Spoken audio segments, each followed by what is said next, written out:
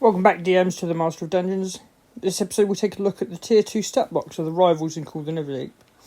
This is where your highest chance of a combat with the rivals happens, as there is a potential incident in bazzoxan that can lead to a combat.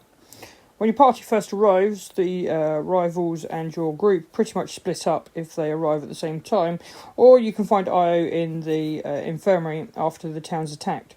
Now, there's effectively the evil faction called the Consortium of the Vermilion Dream, who are the ones who name Ruidium and are in search of lore and things, and one of these members, a female elf named Aloysia, can attempt to recruit the party, but she's pretty much interested in the Jewel of Three Prayers, especially if the party reveals its existence to her. If your party turn her down, she hires the rivals to steal it from them, and if they're indifferent or enemies, then a fight takes place and the rivals will attack. So here's what we'll look at and how to use the rivals in this situation. And I'll add in Aloysia too, as she'll probably be in this combat. So let's first look at the setup of the battle. The confrontation with the party is in the prayer site of Avandra, which is basically a 35 to 40 foot square battleground. It's very limited in the space.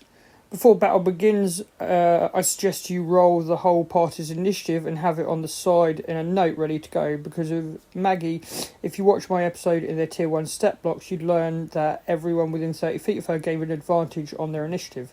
So roll them before combat and have them in a note, especially if you're running your counters from D&D Beyond.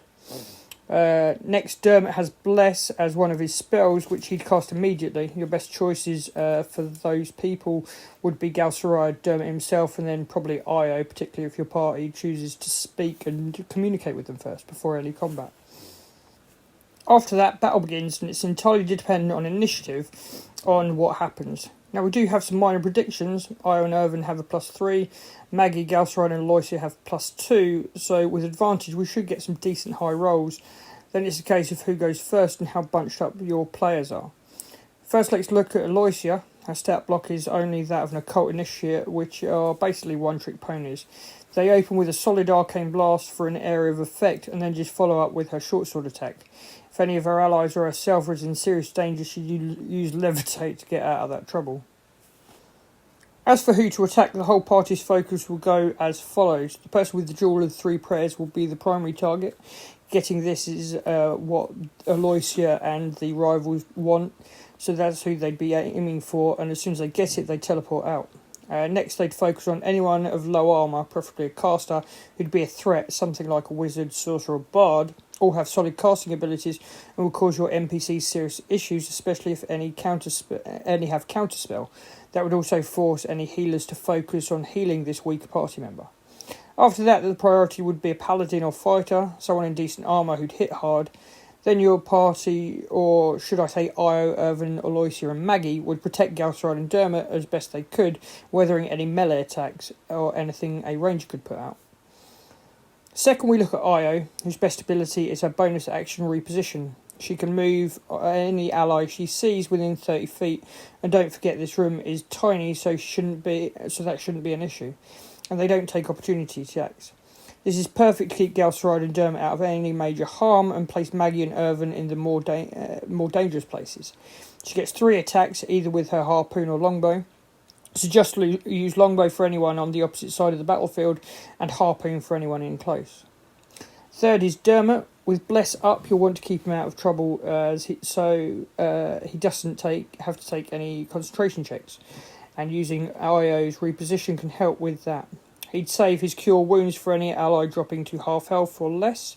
For combat, he gets 1 Warhammer attack and 1 Searing Wrath. Obviously use the Warhammer on anyone in close, but the Searing Wrath is perfect for casters, particularly with the blind effect on any ranged combatants or a rogue who's causing issues. If your rivals are indifferent, have him cast Spare the Dying on any party members, as they're not going for the kill, they're just sort of trying to go for unconsciousness. Next is Galceride, and it entirely depends where he falls in the turn order. If he's in the top 3 at the start, then slow is his opener. Casting that on your party, it's big enough to cover the whole area and would severely hamper any efforts of your players, and being a wisdom save can affect a fair amount. After that, he's fourth. If he's 4th or slower, but still in the top 50% of people who go first. His gravity wave is what he wants, especially on any clustered PCs. Knocking them prone would greatly assist Maggie and Irvin particularly. Oh, and also Io if she's using her harpoon. Then all he wants to do is drain potential in anyone at range, and if he gets swarmed, he'd use his bonus action to distort gravity. He'd also use that on allies he thought in serious trouble or surrounded by melee fighters. Irvin is our next rival, and he hasn't really got any more exciting from Tier 1 to Tier 2. 2 dagger attacks and some solid poison damage. You want him to focus in something with a lowish constitution, probably a monk or rogue, maybe a warlock who wouldn't have high hit points. Effectively, you want him as a buffer between your other players and Dermot Galceride. And lastly, we have Maggie. For a start, use her bonus to give someone extra HP. Irvin and Galceride are all good ideas, but really I just see where in turn order things sit and who your players hit hardest. She has 2 hammer throws or 2 giant maul attacks that hits hard, and on each turn have a chance to force someone to be pushed back and not prone. Although you want Maggie to go head to head with any heavy hitters like a paladin or barbarian, if she gets the chance to chuck a hammer at a wizard or sorcerer to knock them down, or maybe use it up close against a bard or rogue, would be pretty good choices as well. Don't forget, if your rivals are indifferent, they're not going in for the kill, just to knock out, which is why forcing the healer to heal someone with low health is your best choice. All they really want is the Jewel of 3 prayers. Once they get that, they'll leave it ASAP, heading out of the prayer site to the next room. Using Io's bonus move for any stragglers to leave the prayer site as soon as possible, and use Aloysia's teleportation tablet to get out. Time is also of the essence for Aloysia. She wants to get in and get out, so I suggest that if she doesn't have it after 3 turns, she just flees. Have her use a hold action to teleport herself and the rivals if she can, and hopefully you'll have them all flee together. Anyway, this has been my look at the Rivals Tier 2 stat blocks. I hope this gives you some inspirational ideas, and don't forget to hit me up with a like and a subscribe. Until next time, happy hunting.